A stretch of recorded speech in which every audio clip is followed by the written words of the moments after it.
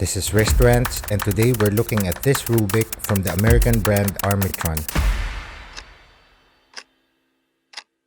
Yet another bargain of a watch, and for me personally is a very good alternative to the F91 and A158 from Casio. In a previous video, I talked about the whirlwind romance I had with the Casio F91, a truly unexpected meeting that frantically grew into love.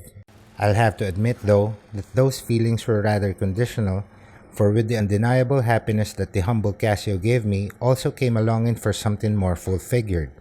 In essence, an F91 for all the things that I cherished it for, but without the things that left me feeling cold. So, I began my search with hopes down until I realized that I didn't have to look far from the same family to find what I was wishing for. It was the A1000. A more recent addition to Casio's vintage collection that had the same perfect dimensions, stainless steel case, solid steel bracelet, and a more scratch-resistant mineral crystal. I may have just found the perfect lover I have been fantasizing about until I got into the prices. My hopes crashed down in an instant. I've given up at that point and thought that waiting for the prices on the A1000 to go down was the closest possibility there was to this dream of mine. Until I came across this one on YouTube, Pete's review of the Armitron Rubik. That video, which I'll be linking in the description, got me curious enough to head over to the brand's website, browse through their collections, further get into the watch, log into my Amazon account, and ultimately turn my dream into reality. And that all in less than an hour. And she's finally here. It was the selfish love I had for the F91 that brought this Rubik into my arms, so a confrontation is just bound to happen. For this review, I'll be putting this Rubik up against three similarly sexy silhouettes: my beloved F91, the A158, which I've recently added to the collection, and the A1000, which I'd really love to have, but can't really justify getting for now. Will the Rubik's grace be enough to break the hearts of these poor Casios? Let's find out. With all other three contenders bearing the same Casio distinction, I think a brief look into the roots of the Rubik would make this a much fairer comparison. The history of Armitron dates all the way back to 1975 as a brand specializing in the production of LED-powered watches. Embracing advancements in technology, LCD displays, and Japanese quartz movements would later make it into their designs, making possible the production of timepieces that would keep in line with founder Eugene Glock's early vision of providing high-quality, high-style watches at approachable price points. With the company's then forward-thinking design principle, Armitron in the 80s would produce one-of-a-kind watches in almost every style imaginable. These unique creations made it to the wrist of celebrity endorsers, appearing in TV commercials and magazine ads, with the resulting rise in popularity, possibly leading to the birth of what is today the fashion watch. It was also around the same time that the brand would be dubbed America's Watch as a result of its strong ties with professional sports, with the likes of Jerry Lee Rice, Dwight Gooden, Larry Bird, and several other prominent athletes in its list of endorsers. As of late, Armitron remains a sponsor and official timekeeper of the New York Yankees. The company is presently headquartered in New York under the leadership of the founder's daughter Bobby. Staying true to legacy, the brand's current catalog features an expansive collection of very fashionable watches at really affordable price points. In spite of Casio being the more popular brand where I come from, I find Armitron's account prominent enough and wouldn't be making a purchase decision based on brand distinction alone. With that out of the way, I'll be comparing these watches around several attributes that I've ranked in order of personal preference. The Rubik is currently listed for $55 on Armitron's website, but is, as of this writing, readily available on Amazon for a bit less than $30. That puts it right in between the F91 at around $15 depending on the color, and the A158 at around $25. I believe that those prices would fall within anyone's definition of affordable and won't be that critical of a factor at the time of purchase. The A1000, on the other hand, would set you back around $160 for the base variants, and I believe about $250 for the two special releases. Those prices are all based on Casio's website for the lack of alternative buying options that I know of. While some may have a different opinion here, I personally think that those prices make the A1000 a far departure from the value proposition that the older siblings are so well received for. All four watches share the same aesthetic that undeniably brings us back to the digital age of the 1980s. That vintage charm definitely has a huge following, as proven by the phenomenal sales of Casio's vintage collection, particularly that of the F91. For all the same price, the Rubik can be had in three different case and bracelet finishes, each with a uniquely colored faceplate. The one we have here is the silver and teal variant, with the other two options coming with a more monochromatic scheme of either gold or black. The A158 I believe only has two current variants, being this one with a golden faceplate and the one with the dial design very similar to that on the original F91. The A1000, upon checking upon Casio's website, has 6 models, each with distinct case finishing, bracelet style, and dial color. The F91 clearly offers the most options here, with more than enough color variants to suit various personal tastes. The Rubik comes in what I believe is a single piece of stainless steel, all edges and corners forming that octagonal case shape. Upon closer inspection are ever so slightly rounded, with the exception of those edges that form the bezel on top, which are more defined without being too sharp to the touch. Brushing, which is consistent throughout the case, is also great and pleasantly surprising, especially for the price. I guess you'll have to look at this case in macro levels to find flaws if there are any. The stainless steel mesh bracelet that came with my purchase is also very nice, is in every way superior to the bracelet on my A158. It is more substantial yet more flexible, and as an attribute of the mesh design, more breathable.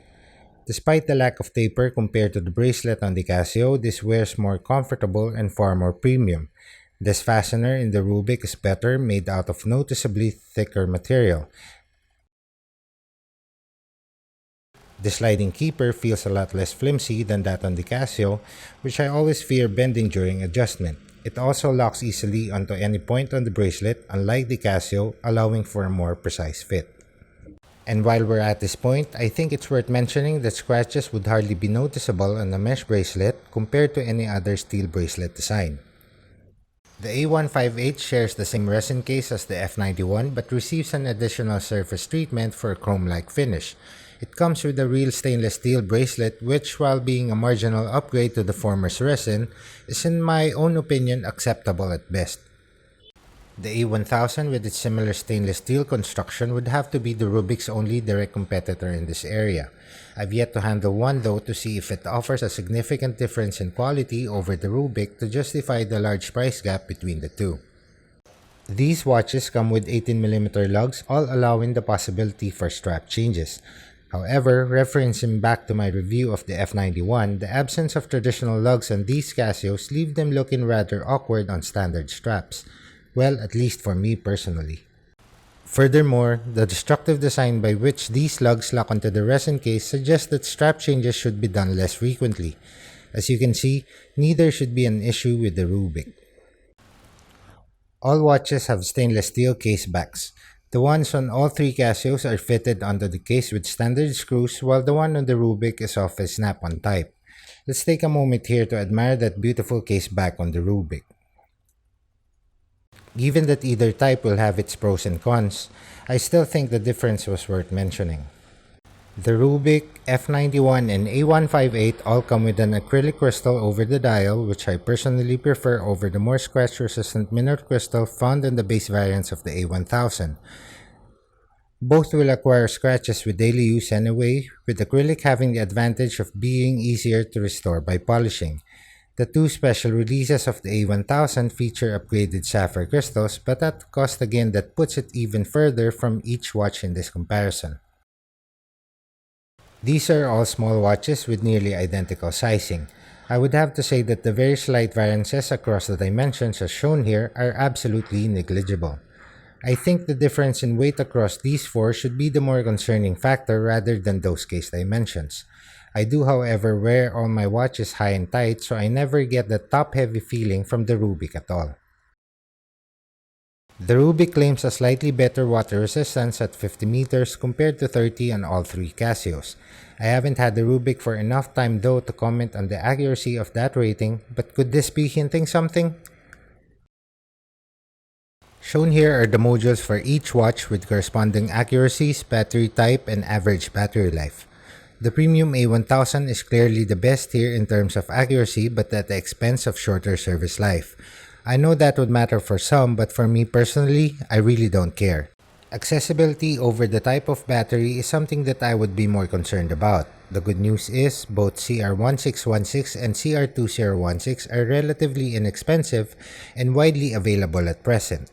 Having very similar modules also mean that these watches share nearly exact same features. Time, date display, 12 and 24-hour display formats, auto-updating calendar, daily and hourly alarms, and chronometer. The Rubik though has the added feature of keeping a second time. Except for the A1000, which I've again yet to see closely, all three watches here have excellent screen legibility at most angles. The Rubik however loses very slightly in this aspect, perhaps due to that deeper set module. Of more importance to me is the backlight on the A1000's module, simply besting out all of those on the other watches in this comparison, which for me are all frankly unusable. All the watch's features are accessible through stainless steel buttons on the sides of the case. Compared to the Casios, you'll see that the Rubik has a 4-dedicated button for resetting the stopwatch. That function shares the same button that activates the backlight on the Casios. If you've seen my review of the F91, you know that I never use any of the extra features on these watches. But for those who actually do, I think it's worth noting that these buttons on the Rubik stick out further from the case, which aside from taking a few aesthetic points from the watch, may seem unresponsive if not depressed enough. Finally, the packaging. I know this may be of no importance for some, but I'd go over them briefly anyway. The Rubik comes in this thin half case with an outer box made of cardboard. The F91 in a very light cardboard box, and the A158 in this clear plastic container. The A1000 I believe comes in a more premium card box with some sort of cushioning inside. I bought this watch with my own money and I've tried to be objective with this comparison as much as I can. I'll have to admit though that I ceased being fair from the very moment I took the Rubik out of the box, for all it needed to win me over was to be an F91 in a reasonably finished stainless steel case. And it is, perhaps even better than what I ever wanted it to be. The more premium feel on wrist, improved water resistance, and dual time feature just gave it a more confident victory. Setting prices aside though, I still consider the A1000 to be the best of the bunch. But for now, I could only hope for a deal that would get me one for around $100. For the value that it delivers, the Rubik would be an easy pick for me if I were in the market for an affordable digital watch right now. Fortunately, these watches are all priced really cheap that letting one go in favor of keeping another won't be a problem I'll have to face. My humble Casios may be scarred, but for being the icons that they are, aside from the obvious lack of resale value, they're definitely retaining their spot in my collection. If you've enjoyed the video, please give it a like and consider subscribing to the channel. I would also love if you can express any of your thoughts in the comment section below.